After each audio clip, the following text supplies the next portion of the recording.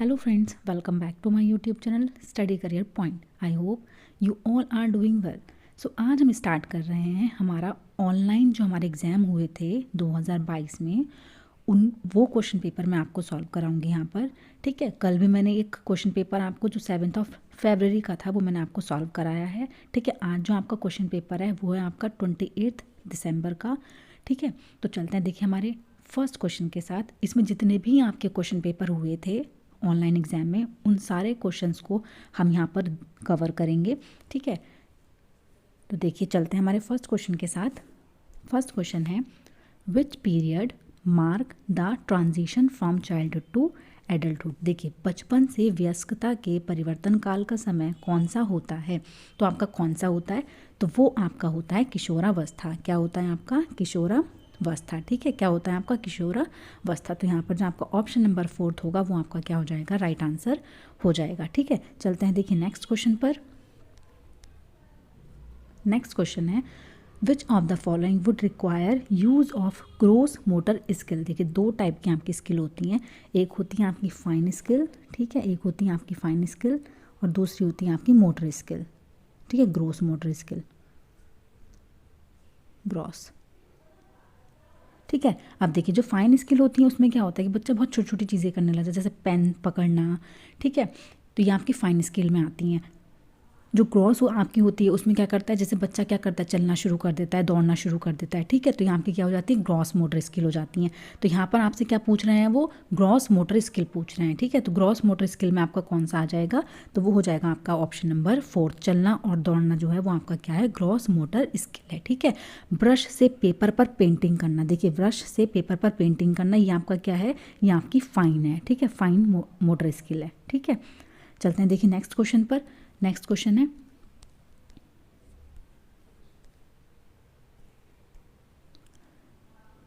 The first primary agent of socialisation is. देखिए जो आपका फर्स्ट एजेंट होता है सोशलाइजेशन का वो आपका क्या होता है, तो वो आपका होता है, क्या होता है आपका फैमिली। ठीक है, तो आपको सबको पता होगा कौन सा होता है आपका फैमिली। ठीक है, स्कूल, जो आपका स्कूल होता है, स्कूल में आपके कौन कौन से आ जाते हैं, स्कूल हो गया, मीडिया हो गया, ये आपके किस में आते हैं, ये आपके आते हैं सेकेंडरी एजेंट में। ठीक है, सेकेंडरी एजेंट में। ठीक है, ठीक है, फैमिली जो आएगी, फैमिली हमेशा आपकी प्राइमरी एजेंट में ही आएगी। ठीक है, चलते हैं देखिए नेक्स्ट क्वेश्चन पर। यह मान्यता है कि भौतिक वस्तुएं जैसे गुड़ियाँ कार में सजीव गुण होते हैं, क्या कहलाती हैं। देखिए डॉल कार जो होती हैं, बच्चे क्या करते हैं, जैसे डॉल होती है, डॉल बच्चों को कभी चोट लगती है तो डॉल को पीट देते हैं, है ना, उसकी पिटाई कर देते हैं। या फिर अगर किसी और चीज़ से, चेयर वगैरह से उनका पैर लग जाता है, उनको चोट लग जाती है तो हम चेयर को मारने लग जाते हैं, जिससे बच्चे चुप हो जाते हैं। तो उनको क्या लगता है कि जो भी ये जो निर्जीव वस्तुएं आपकी होती हैं उनमें क्या होता है, सजीव के गुण होते हैं। ठीक है, तो ये किस चीज़ में होता है आपका, ये होता है आपका जीववादी सोच, जो एनिमिस्टिक आपकी थिंकिंग होती है वो आपकी होती है। ठीक है, तो यहाँ पर जो जीववादी सोच है आपकी, जो आपकी ये जीववादी सोच है, यहाँ पर आपका राइट आंसर हो जाएगा। ठीक है, ऑप्शन नंबर 1 जो है वो आपका यहाँ पर राइट आंसर हो जाएगा। ठीक है, चलते हैं देखिए नेक्स्ट क्वेश्चन पर।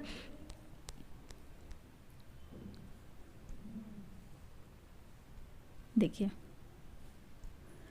4 वर्षीय रिया लंबे और चौड़े 2 बर्तन में एक ही समय में समान मात्रा में पानी डालते समय बर्तनों की ऊंचाई और चौड़ाई को एक ही समय में ध्यान में नहीं रख पाती है। ठीक है, यह आपका अभिकथन ए है। ठीक है, कारण आपका आर। जीन पियाजे के अनुसार रिया संज्ञानात्मक विकास के पूर्व सक्रियात्मक चरण में है।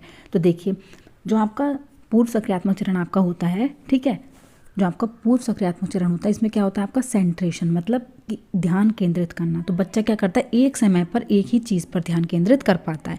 ठीक है, तो देखिए यहाँ पर अभिकथन एक भी आपका ट्रू है। ठीक है, और आपका आर भी ट्रू है, इसका मतलब दोनों के दोनों आपके क्या हैं, सही हैं।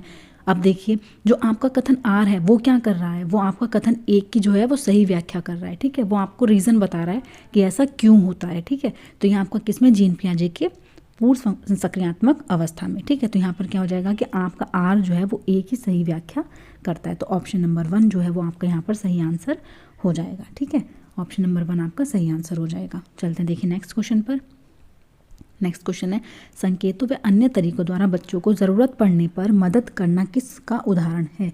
तो देखिए, ज़रूरत पड़ने पर मदद करना आपका ये किसने दिए हैं? ये आपके लेवाइगोस्की ने दिए हैं। उसको हम क्या बोलते हैं? स्कैफ होल्डिंग। क्या बोलते हैं उसको हम? स्कैफ होल्डिंग या फिर पाण या फिर ढांचा, ठीक है, स्कैफ होल्डिंग। चलते हैं देखिए नेक्स्ट क्वेश्चन पर। नेक्स्ट है, the application of Vygotsky theory to children's education propose. देखिए, जो आपके लेव वाइगोत्स्की थे उन्होंने कौन से अनुप्रयोग आपके प्रस्तावित कर रहे हैं? तो वो क्या है? आपके कोलैबोरेटिव लर्निंग, ठीक है, क्या है? सहयोगात्मक अधिगम, ठीक है, सहयोगात्मक अधिगम। जो आपके लेव वाइगोत्स्की हैं वो आपके सबसे ज़्यादा किस चीज़ पर फोकस करते हैं? वो आपके करते हैं किस पर? सोशल इंटरेक्शन, ठीक है, कोलैबोरेशन पे। जितना बच्चा साथ में सहयोग से सीखेगा उतना ही ज़्यादा बेटर होगा, ठीक है। तो यहाँ पर जो लेव वाइगोत्स्की वो किस पर फोकस करते हैं आपके? वो आपके करते हैं सोशल इंटरेक्शन पर, ठीक है, सहयोगात्मक अधिगम पर। चलते हैं देखिए नेक्स्ट क्वेश्चन पर। नेक्स्ट है, इन कोलबर्ग्स थ्योरी, देखिए कोलबर्ग के नैतिक विकास के किस चरण में व्यक्ति अपने व्यवहार के परिणाम के बजाय दूसरों की अपेक्षा अनुसार कार्य करता है? तो देखिए, दूसरों की अपेक्षा अनुसार कार्य कब करता है? जब वो अच्छा बनने की कोशिश करता है, ठीक है। गुड गर्ल ओरिएंटेशन जो आपकी स्टेज होती है वो आपकी किस में आती है? वो आपकी आती है लेवल 2 की स्टेज, किस में आती है? 3rd में, ठीक है। देखिए, जो फर्स्ट स्टेज आपकी होती है, तो फर्स्ट स्टेज है वो आपके किसी से पनिशमेंट से बचने के लिए होती है, ठीक है। पहली वाली जो स्टेज होती है वो आपकी पनिशमेंट से बचने के लिए होती है, फर्स्ट वाली, ठीक है। जो आपकी सेकेंड वाली आ जाती है वो आपकी क्या आ जाती है?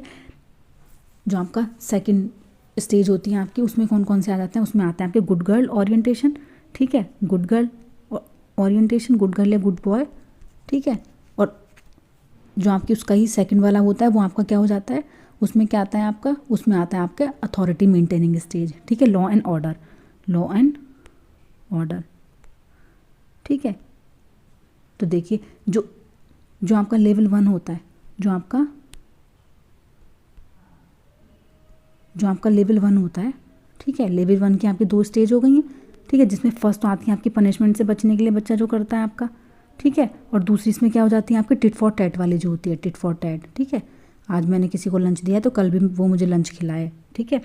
लेवल 2 जो आपका होता है, ठीक है, लेवल 2 जो आपका होता है उसकी भी 2 होती हैं। फर्स्ट तो आ जाती है आपकी good girl good boy orientation, ठीक है, good girl good boy, girl या बॉय। और थर्ड आ जाती है आपकी लॉ एंड ऑर्डर, ठीक है। और जो आपका फोर्थ होती है, जो आपकी थर्ड लेवल होता है, जो आपका लेवल 3rd होता है, उसकी भी 2 स्टेज होती हैं, ठीक है। तो उसकी 2 स्टेज कौन कौन सी होती हैं? जो उसकी फर्स्ट स्टेज होती है वो तो होती है आपकी सोशल राइट वाली, ठीक है, सोशल राइट स्टेज, समाज के लिए बच्चा अच्छा सोचता है, ठीक है। उसके बाद जो आपकी लास्ट आती है वो आपकी आ जाती है सार्वभौमिक universal ethical principle, universal ethical stage, ठीक है, यूनिवर्सल एथिकल स्टेज, ठीक है। तो सारी स्टेज मैंने आपको यहाँ पर बता दी हैं। तो देखिए, इसमें हम ये क्या पूछ रहे हैं आपसे कि दूसरों की अपेक्षा अनुसार कार्य करता है, तो वो आपकी किस में आती है? वो आपकी आती है किस में? कन्वेंशनल स्टेज में, ठीक है। कन्वेंशनल स्टेज में जो आपकी जो आपकी फर्स्ट स्टेज होती है वो होती है आपकी प्री कन्वेंशनल, ठीक है। दूसरी आपकी आती है कन्वेंशनल, ठीक है। थर्ड जो आती है आपकी वो आती है आपकी पोस्ट कन्वेंशनल, ठीक है, पोस्ट कन्वेंशनल। तो आपकी किस में आती है? ये आपकी आती है कन्वेंशनल में, ठीक है। किस में आती है आपकी? कन्वेंशनल में, परंपरागत चरण में, ठीक है। चलते हैं देखिए नेक्स्ट क्वेश्चन पर। नेक्स्ट क्वेश्चन है, अब प्रोग्रेसिव क्लासरूम जो आपका प्रगतिशील कक्षा होती है वो कैसी होनी चाहिए? तो देखिए, जो प्रगतिशील कक्षा आपकी होती है वो कैसी होनी चाहिए? वो आपकी होनी चाहिए विद्यार्थी केंद्रित होती है, ठीक है। कैसी होती है? वो आपकी विद्यार्थी केंद्रित होती है। तो यहाँ पर ऑप्शन नंबर 4 जो होगा वो आपका राइट आंसर हो जाएगा। चलते हैं देखिए नेक्स्ट क्वेश्चन पर। रेणु एक विद्यालय में परामर्शदाता है। हार्वर्ड गार्डनर के सिद्धांत के अनुसार प्रभावी परामर्शदाता के रूप में उनके पास कौन सी बुद्धि होनी चाहिए? तो देखिए, हार्वर्ड गार्डनर के अनुसार उनके पास जो आपके काउंसलर होते हैं वो क्या करते हैं? वो जो व्यक्ति उनके पास जाता है उनके अंदर की चीज़ें, मतलब जो भी वो सोच रहा होता है, उनकी थिंकिंग क्या है, ठीक है, उस चीज़ को क्या करते हैं वो परामर्शदाता जो है उस चीज़ को मॉडिफाई करते हैं, ठीक है, सुनते हैं, उनको ट्रीटमेंट देते हैं, ठीक है। तो यहाँ पर आपकी क्या चीज़ होनी चाहिए? तो वो होना चाहिए आपका इंटरपर्सनल। क्या होनी चाहिए उनके अंदर? इंटरपर्सनल, ठीक है, इंटरपर्सनल, पारस्परिक, अंतर्व्यक्तिक, ठीक है, कौन सी नॉलेज होनी चाहिए आपकी? अंतर व्यक्तिक। ठीक है, चलते हैं देखिए नेक्स्ट क्वेश्चन पर। नेक्स्ट क्वेश्चन है, राष्ट्रीय शिक्षा नीति 2020 के अनुसार एक शिक्षक को शिक्षण अधिगम प्रक्रिया के दौरान प्राइमरी स्कूल के बच्चों से संप्रेषण के लिए किस भाषा का प्रयोग करना चाहिए? तो देखिए, किस भाषा का प्रयोग करना चाहिए? केवल मातृभाषा, वो केवल क्षेत्रीय भाषा, केवल हिंदी भाषा, केवल अंग्रेजी भाषा, या फिर बच्चों की मातृभाषा का?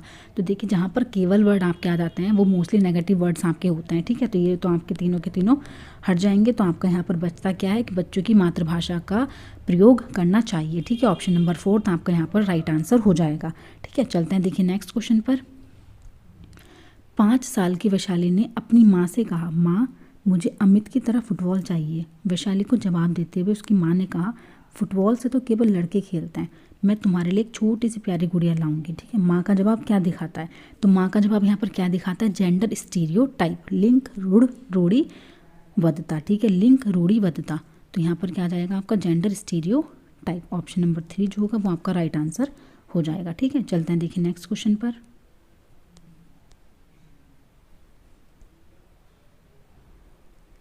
बच्चों का नामीकरण व उन्हें वर्गों में बांटना। ठीक है, क्या होता है? बच्चों का नामीकरण और उन्हें वर्गों में बांटना अर्थपूर्ण सीखने को बढ़ावा देगा? नहीं। बच्चों के समूह में हीनता और सीखने की लाचारी को जन्म देगा।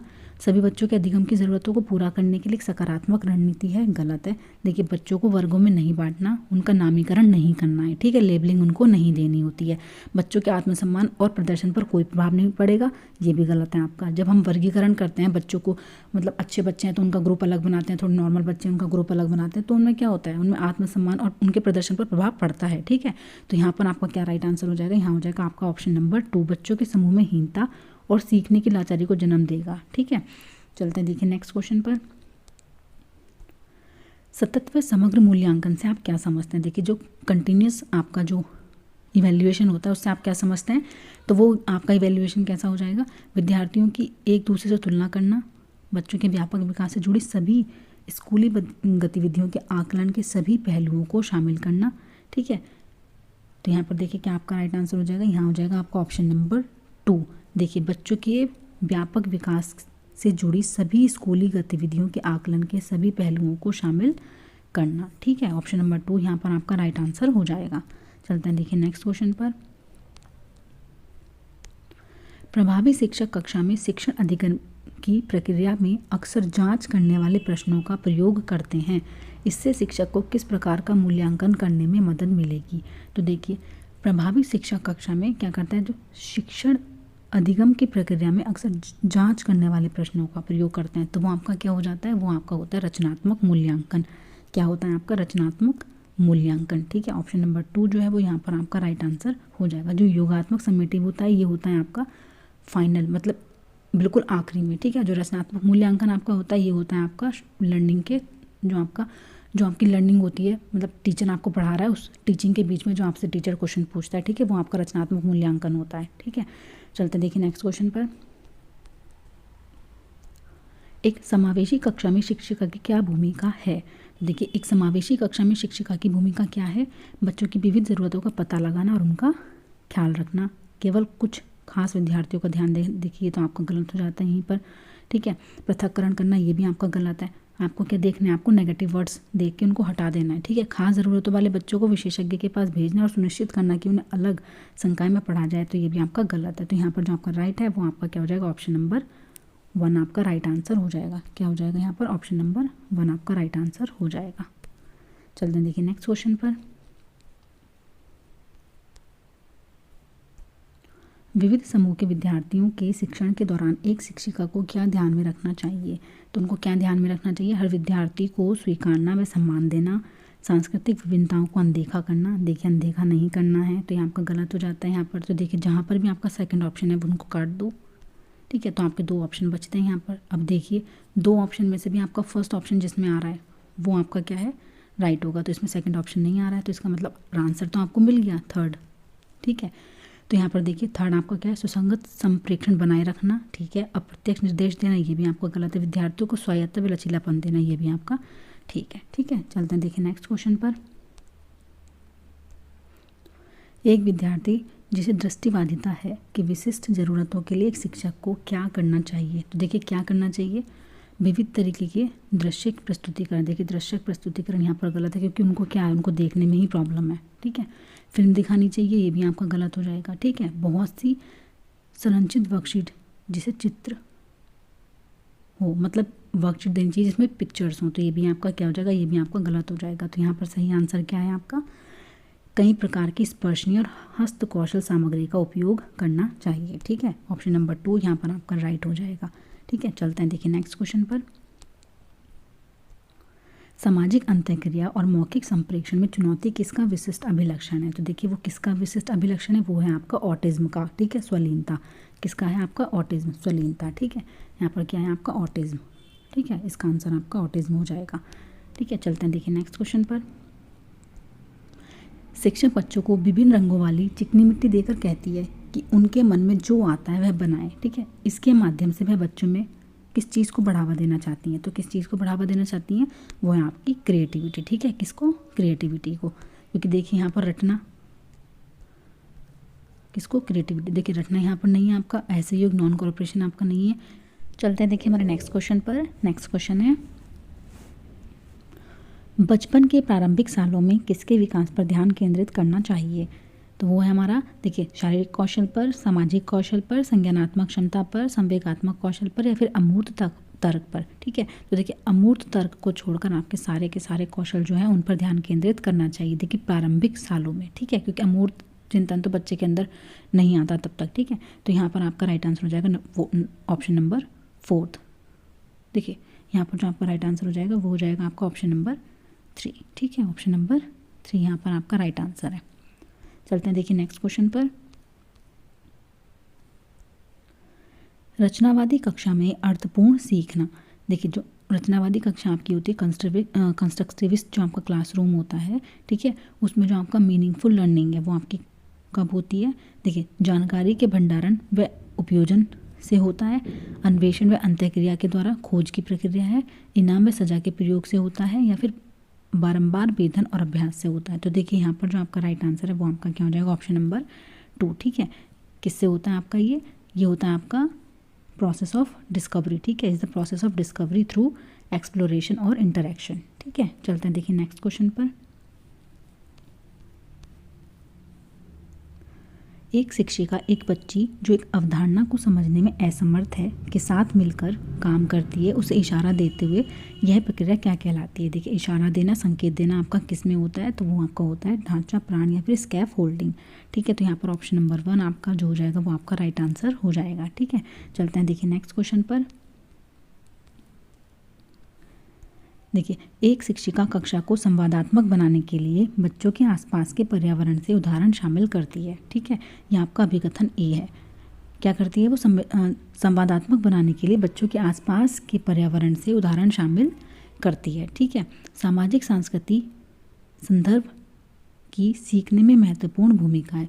देखिए जो सामाजिक संस्कृति आपकी होती है वो क्या है, सीखने में महत्वपूर्ण भूमिका आपकी निभाती है। ठीक है, तो यहाँ पर क्या है आपके दोनों के दोनों आंसर क्या है आपके सही हैं, और जो आर है वो आपका ए की व्याख्या कर रहा है। ठीक है, तो यहाँ पर ऑप्शन नंबर 1 जो होगा वो आपका राइट आंसर हो जाएगा। ठीक है, चलते हैं देखिए नेक्स्ट क्वेश्चन पर। नेक्स्ट है, निम्न में से क्या बच्चे के समस्या समाधान में बाधा उत्पन्न करेगा। देखिए समस्या समाधान मतलब जो बच्चा प्रॉब्लम सॉल्व आपका कर रहा है उसमें कौन सी चीज़ आपकी बाधा उत्पन्न करेगी। तो देखिए समस्या को सही से पहचानना ये बाधा उत्पन्न करेगा नहीं। ठीक है, समस्या को स्पष्टता से परिभाषित करना ये बाधा उत्पन्न करेगा नहीं।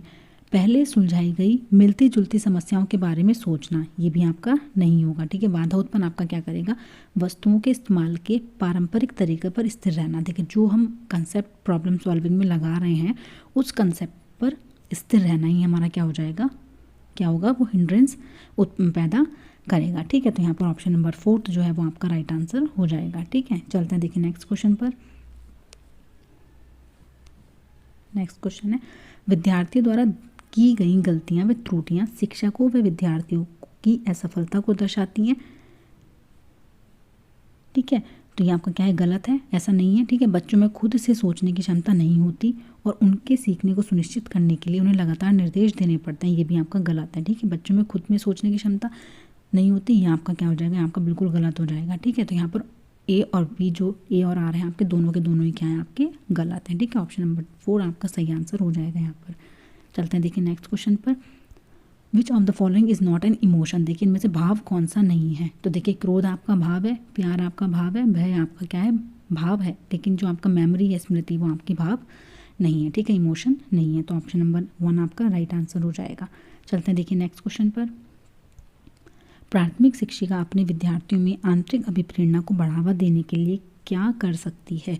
तो देखिए क्या कर सकती है, हर विद्यार्थियों के हर एक प्रयास की प्रशंसा करके, अवांछनीय व्यवहार को दंडित करके, देखिए दंड आपको नहीं देना है, विद्यार्थियों में प्रतिस्पर्धा को बढ़ाकर कंपटीशन नहीं पैदा करना बच्चों के अंदर, बच्चों को सीखने में आनंद की अनुभूति को प्रोत्साहित करके, देखिए जितना भी बच्चा जॉयफुल होके, ठीक है, किसके इन्जॉयमेंट के साथ कोई काम करेगा वो आपका क्या होता है बेस्ट होता है, ठीक है। तो यहाँ पर आपका ऑप्शन नंबर 4 आपका राइट आंसर हो जाएगा, बच्चों को सीखने में आनंद की अनुभूति को प्रोत्साहित करके, ठीक है। ऑप्शन नंबर 4 आपका सही हो जाएगा। चलते हैं देखिए नेक्स्ट क्वेश्चन पर।